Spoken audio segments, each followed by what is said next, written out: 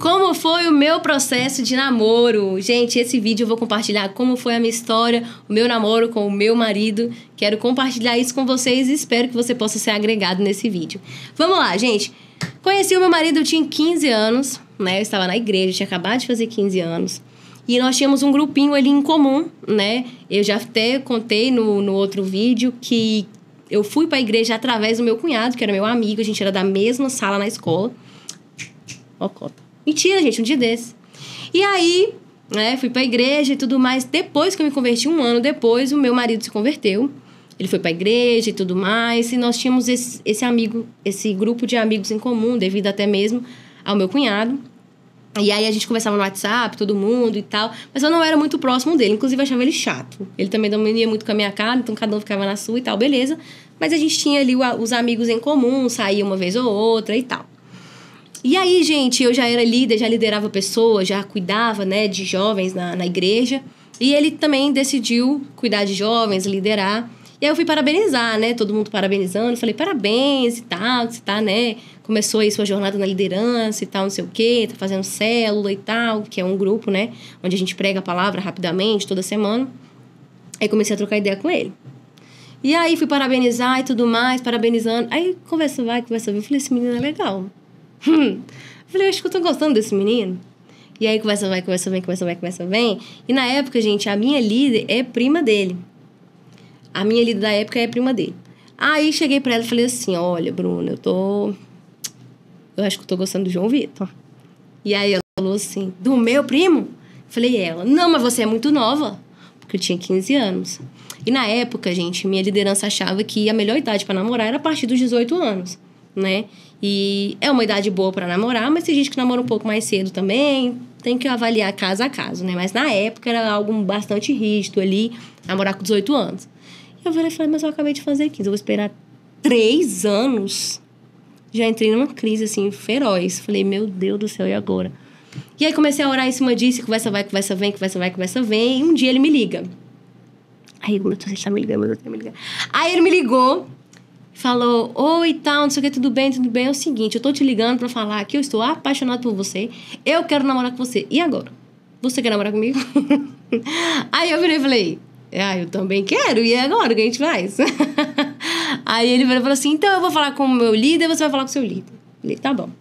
Aí fui de novo, falei, olha, ele me falou que gosta de mim também, e agora? Maria Laura, mas eu já falei, você não vai namorar e tal, não é o momento, tem que estudar, ppp, tudo válido, os argumentos dela. Mas na minha cabeça, nada fazia sentido. Eu falei, oxe, mas eu quero namorar, mas a gente tem o mesmo propósito, mas a gente lidera pessoas, mas a gente é crente e tal, enfim. Então, na minha cabeça, fazia todo sentido.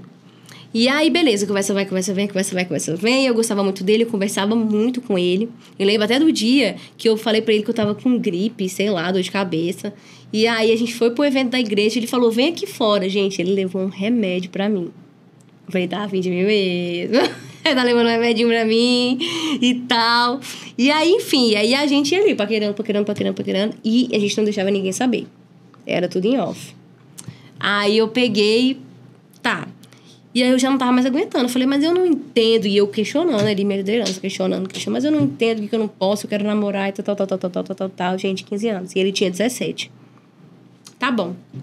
Até que uma bela de uma hora, a minha pastora, na época, ela tem uma bela de uma ideia. Eu era de uma equipe ali só de mulheres. Ela virou e falou assim, eu vou passar um desafio para essas mulheres. O desafio, gente, era só para mim. Só que acabou que todo mundo pagou o pato junto. Aí ela virou e falou bem assim, olha, vai todo mundo fazer um jejum, né? Um propósito de não falar com homem nenhum, a não ser que seja seu pai, seu irmão, pessoas da sua vida, né, de fato. Mas amigo, gente que você gosta, ninguém vai conversar.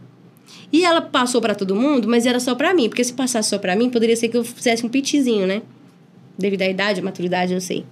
E aí ela passou pra todo mundo, aí eu fiquei louca. Falei, eu nem pensei que pudesse ser só pra mim, eu descobri anos depois. Aí eu falei, meu Deus, eu vou passar... E era 40 dias. Aí o que eu pensei? Vou morrer. Eu vou morrer, se eu não falar com ele, eu vou morrer. Meu Deus, e agora? O que eu vou fazer? Gente, a minha carência tava assim, ó. Neon, piscando. Carência. Eu tava muito carente a ponto de achar que se eu passasse 40 dias sem falar com ele, eu fosse morrer. né? Eu entendo que a fase da paixão, ela é mais assim, mas nada justifica a pessoa querer morrer por causa de 40 dias sem falar com alguém, né? Tudo bem, vamos relevar, gente, passou. E aí eu fiz o jejum, aí no primeiro dia eu liguei pra ele, falei, pastora, passou um direcionamento pra todo mundo, eu expliquei tudo. E aí ele virou pra mim e falou assim, Maria Laura, o amor, ele é uma decisão, e eu decidi amar você. Esses 40 dias não vão ser nada, vai passar e a gente vai ficar de boa, vamos nessa, vamos confiar na voz de Deus, se é um direcionamento vai dar certo, Deus tá com a gente, na maior calma.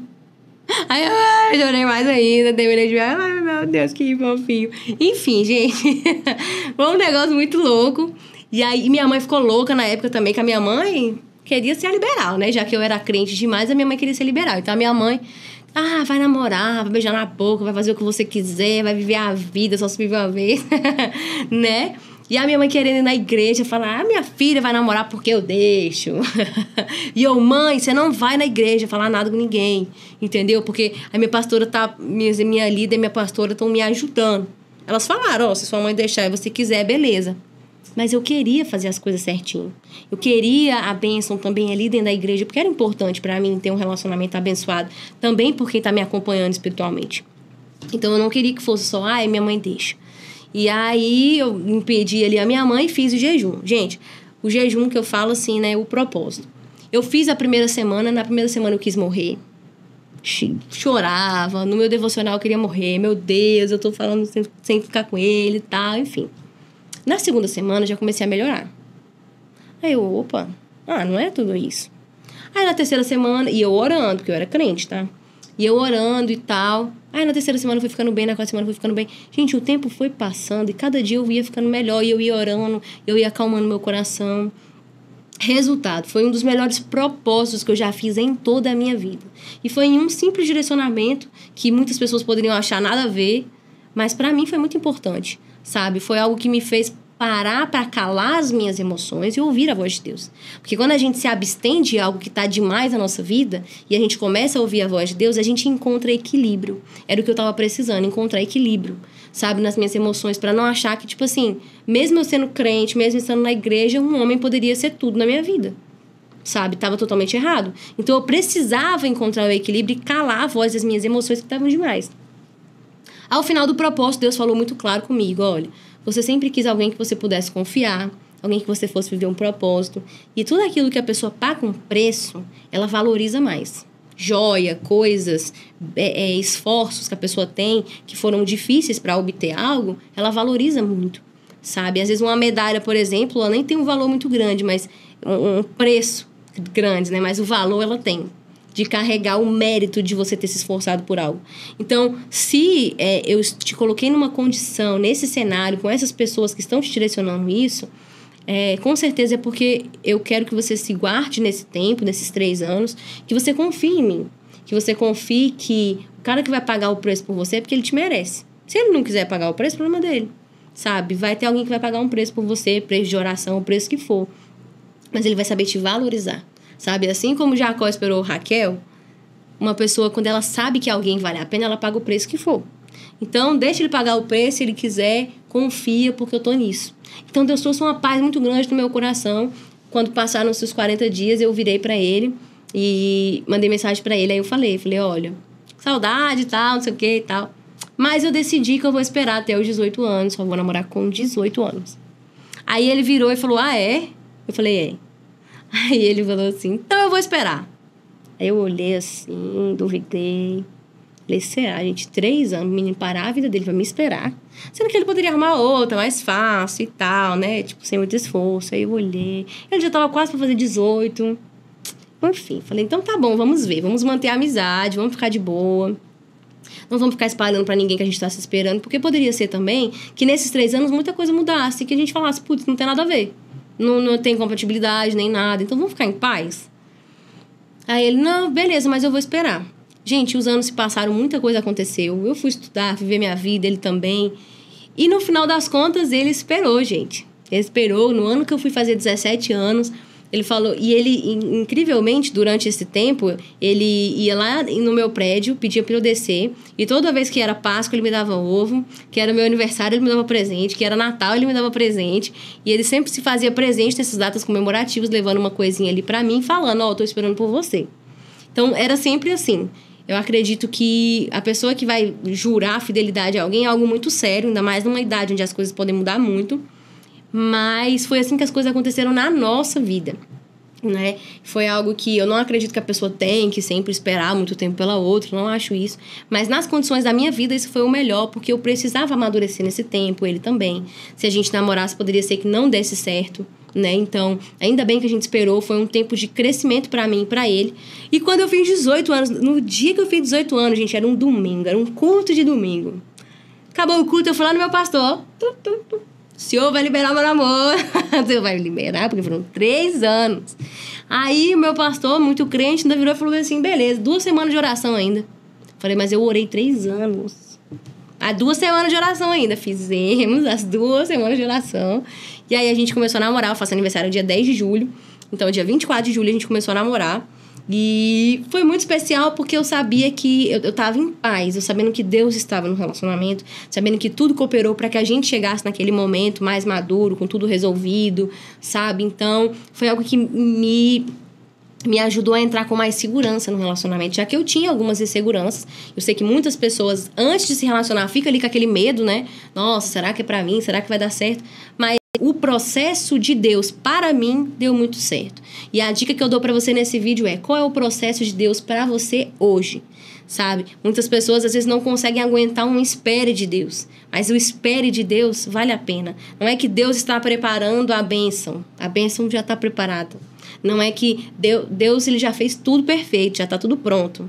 É nós que precisamos, somos nós que precisamos amadurecer para sermos abençoados e vivermos a bênção. Até porque, gente, a coisa certa, na hora errada, se torna errado. Então, tudo tem o seu momento. E aquele não era o meu momento de me relacionar com alguém. Era o meu momento de eu focar nas demais coisas da minha vida. Foi a melhor coisa que eu fiz. E eu te digo, ouça pessoas que você confia, que querem o seu melhor. E principalmente ouça a voz de Deus. Né? Ore, leia a Bíblia, confie no processo de Deus para você, para que você não entre em um relacionamento sendo uma pessoa carente, sendo uma pessoa deficiente emocionalmente falando, mas que você seja uma pessoa que está pronta para agregar no outro e que não espera que o outro te supra. Eu ainda depois de entregar minha vida para Jesus, de ser crente, de estar cuidando de outras pessoas, eu estava me encontrando numa situação de carência, então eu não estava pronta para me relacionar, porque eu ia ser muito mais uma sanguessuga do que alguém que ia amar o outro. Amar é eu estar com a pessoa não porque eu preciso, mas porque eu quero. Então, quando eu tive 18 anos, eu estava pronta, namoramos 3 anos, e depois de 3 anos a gente casei com 21 anos, né? Então, foi muito bom. Depois eu vou contar os próximos passos, né? Até agora eu quero deixar com você aqui uma história do meu namoro, para te inspirar, se guardar, vale a pena. Meu namoro foi um namoro em santidade, e olha, foi muito difícil, tá, gente? Vou romantizar, não, é bem difícil. Só Jesus na causa para fazer, Senhor, me capacita, né? Mas Deus me capacitou, deu certo, né? Eu não sei qual momento que você tá, se você... eu tô namorando, mas eu já caí. Mas eu não sei o quê. Cara, caiu, levanta. Tomou decisão errada, agora tome as certas. O que passou, passou. Mas o que você for fazer agora, que seja com Deus, através de Deus e para a glória de Deus, porque vai valer a pena. Eu posso te garantir que vai valer a pena. Eu espero que você tenha gostado, né? Deixa aqui o seu comentário. O que você achou da minha história? O que você achou legal? O clima, esse ponto que você achou bacana? Comenta, deixa seu like, compartilha esse vídeo com quem você acha que possa ser agregado, né? Com esse testemunho. Eu fico muito feliz em ajudar. Então, não esqueça. Tem vídeo aí que eu acho que você ainda não assistiu. Então, volta no vídeo que você ainda não assistiu. Assista, beleza? E me acompanhe nos próximos vídeos. Vai ser um prazer a gente estar junto nessa jornada.